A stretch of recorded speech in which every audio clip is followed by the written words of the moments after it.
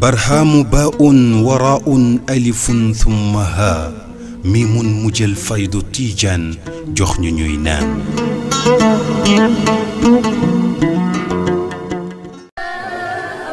بسم الله الرحمن الرحيم والصلاة والسلام على مولانا رسول الله حامل اللواء الأمده الأهلى بأزمة المجده الأسنى صاحب الخلق الأسمى محمد بن عبد الله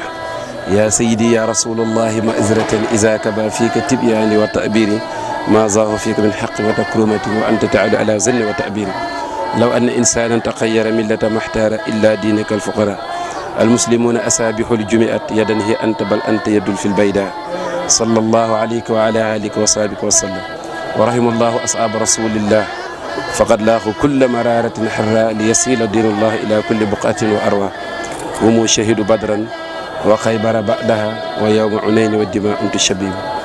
أكرم بقوم رسول الله شيئتهم إذا تفرقت الأهواء وشيئهم gannaaw ba ñu sant yàlla di julli ci Yonent bi sallallahu alayhi wa sallam ñu ngi am mbégte ak kontaante bu mag a mag a mag ci daje gin daje ci dëkk bu mag ci bis bu mag muy mawlidun nabawi waykat bi waxoon ne iidil bariyati iidil mawlidin nabawi fi lmashriqayni lahu wal maghribayni dawi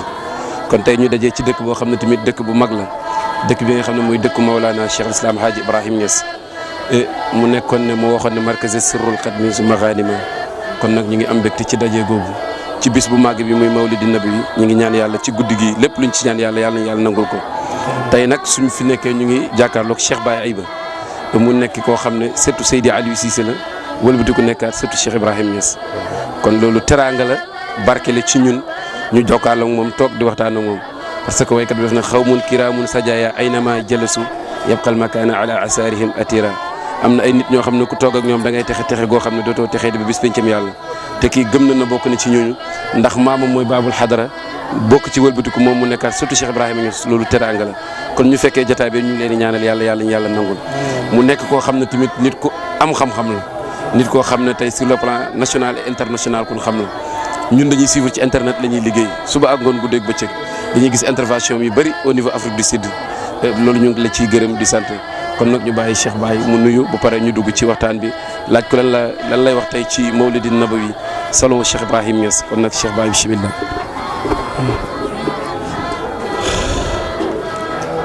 السلام عليكم ورحمة الله تعالى وبركاته الحمد لله الذي بنعمته وجلاله تتم الصالحات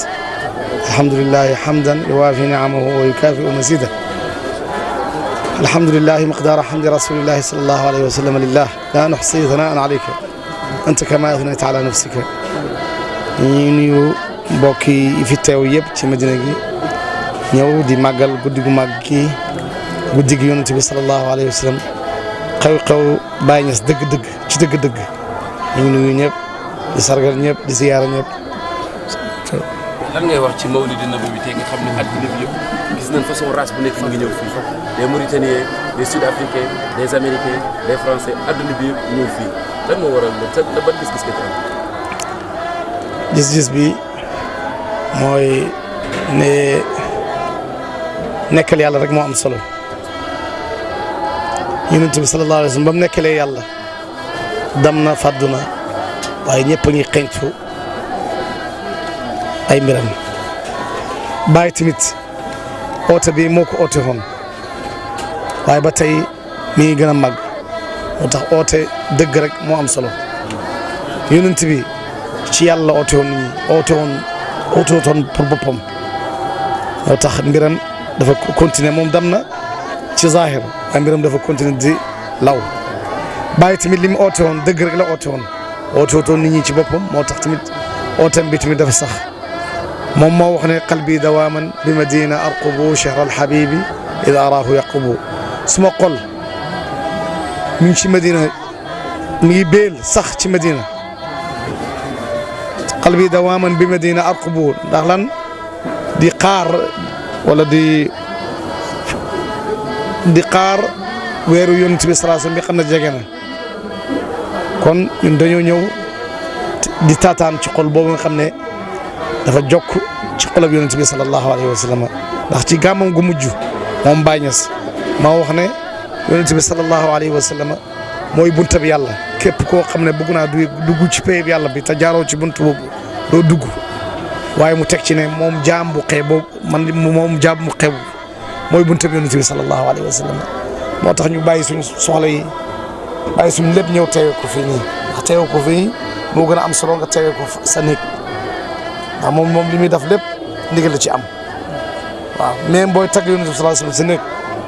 boo ci amee ndigal ci li gën a am sens moom li mu am daf lépp ndigal la ci am moo tax ñu ñëw teew taataan ànd ak moom dégg nga te moom moo gën ci eid yi ndax tabaski korite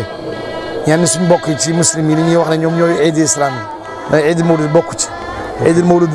dëgg mooy eid bi nga xam ne mooy eid bi gën a mag ndax bu taxatoon ak yonent bi sallallahu alayhi wasallam duñ xam korite duñ xam tabaski kon ñëw bi ñu dañoo ñëw pour feetal bés bu tedd bi ñu ngi ñaan yàlla liñ yaakaar ci yàlla ci guddi gi yàlla nañ ko yàlla jotal kenn ku nekk ci ñun yàlla nañ fi jógee ñëpp ànd ak baaxee àddina ak àllaaxira yàlla baaxee suñu xol yi baaxee suñu njaboot yi baaxee suñu yëngooteeg suñu dal yi dimbali ñu defal ñu xéewal te may ñi mbëggee li yonent bi sallallahu alayhi wa sallam amoon nañu doon di wax ci affaire yi mawlid ne bidaa la waaye ren ñëpp dellu nañ ba Arabie Saoudite ren wax nañ ne reko nañ ne nangu nañ ne affaire mawlid loolu mi ngi wane ne doole mu dëgg daal mooy sax li arab di wax ne lil baatili sawlatun walil xaqi lii mi wane ne daal ne neen dafay mel ni lu feeñ nekk dara la waaye dana faaru dam fi ne ñi doon wax ci affaire yi màggal yonent bi sallallahu alayhi wasallam yëpp dellu nañ ànd ak ñun ci loolu xam naa nekkuñ ci dara diina jiini boo ci diine yonent bi sallallahu alayhi wasallam dara desu ci ba ci shahadatayn sa shahada du mat shahadatayn lañ wax mënoo wax ashhadu la ilaha illallah mukk ba pare sa shahada nangu lu waxoo ashhadu anna muhammadan rasulullah sallallahu alayhi wasallam su ñenn ñi mbokk yi ci julli ñi nag yàlla ñu baxal leen jubal leen dañoo bëggoon a xeebee lu xew bu mel nii waaye ñoo ñëpp yàlla may na ñu dëpp nangu lii maa ngi yaakaaral aalamul islami xewul bu bëri ci dëpp bi ñu dëpp di màggal yonent bi sallallahu alayhi wasallam dana am soppeeku bu rëy bu am naa yaakaar bu wër ci loolu léegi rek am na ku may won ci site bi ci internet bi Daaru Salaam ci Tanzania ñoom tamit ñu ngi def gàmm goo xam ne kenn xamu noonu naka la am loolu dafa kontaan suñu xol yi waaw delloo nañ njukkal ki nga xam ne moo ñu xamal lu mbaax moo ñu xamal lislaam moo ñu xamal jikko yu kawe moo ñu xamal lépp lu baax tere ñu lépp lu bon to loolu laa amoon mu ne am nga kàddu yu mujj looy mujj wax lu may mujj wax nañ jàpp ci yonent bi sallallahu alayhi wa sallam ma jàngal la ay bayt yoo xam ne bàyyi ko wax ci yonent bi mu ne rasula ilahi alalamina taala xadimuka naada ya rasulu taala خديمك نادى يا رسول فلا أرى فقيرا إلى غير الإله تعالى خديم بأقصى الغرب يدعو محمدا وليس يرى غير الرسول ثمالا خديم ثواب الباب وهو مؤمل إيابا كريما وهو جيري أطالا تصاغر عندي غير أحمد إنني رجي من الهادي العباد منالا كريم السجايا واسع الجود ما ترى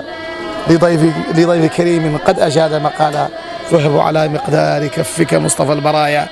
عطاء لا يخاف زوالا ففي كل حي قد خبطت بنعمة وإني كشاس قد أروم نوالا عليك صلاة الله ثم سلامه وتشمل أصحاب النبي وآله في أمن في أي مقدم بايل نكيبون نيويورك بسم الله سيد عبد الفتاح بسم الله الحمد لله رب العالمين الله في أي من سوف أفريقيا ينكشتوا أي مقدم من وانا مبيا بسم الله بكي برا ينجحكم الحمد لله رب العالمين والصلاة والسلام على سيد المرسلين بعد إذن سيدي ومولاي الشيخ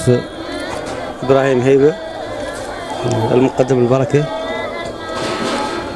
أحمد الله تبارك وتعالى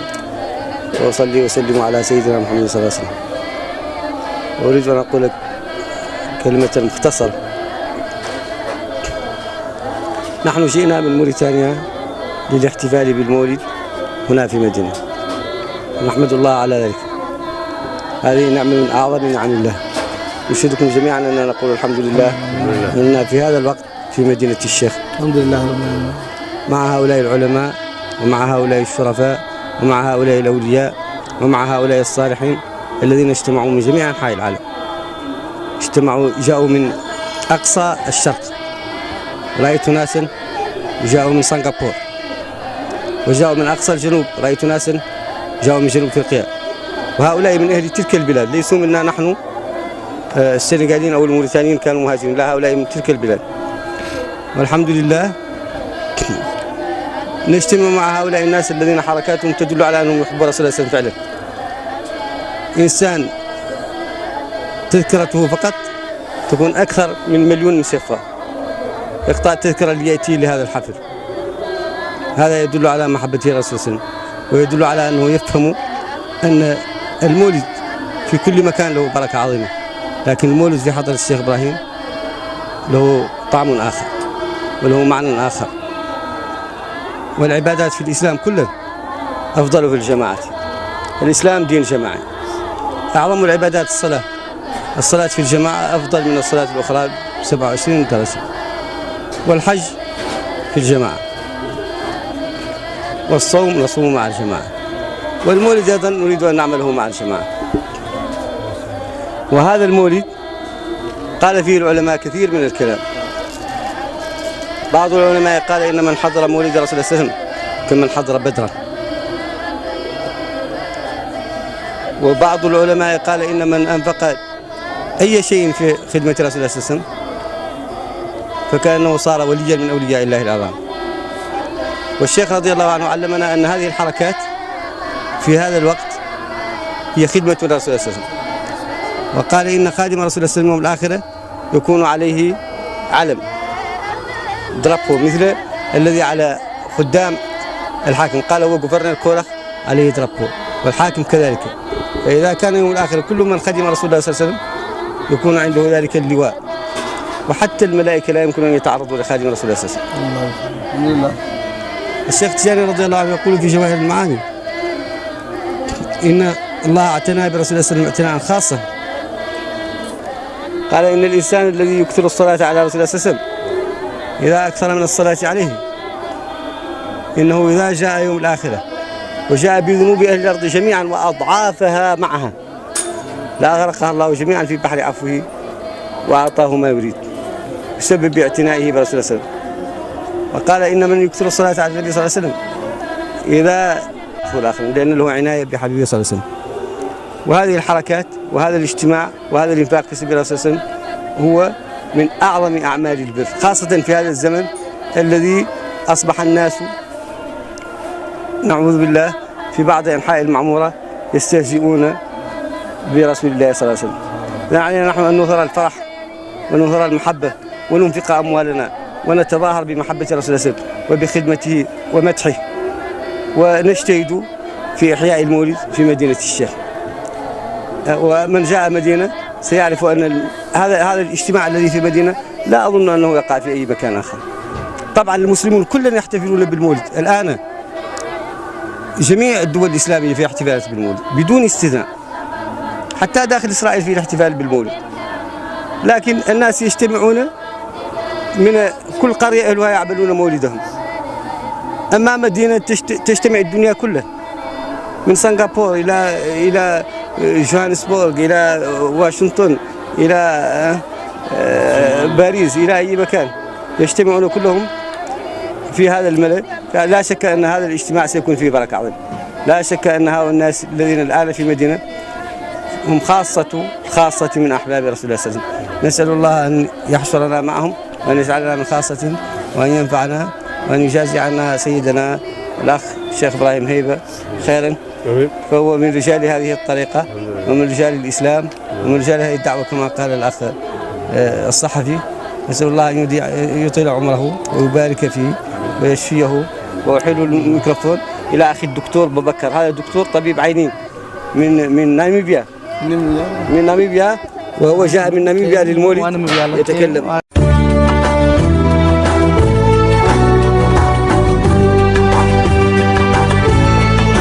La Fayda Tijaniya s'est réalisée. Alhamdulillah.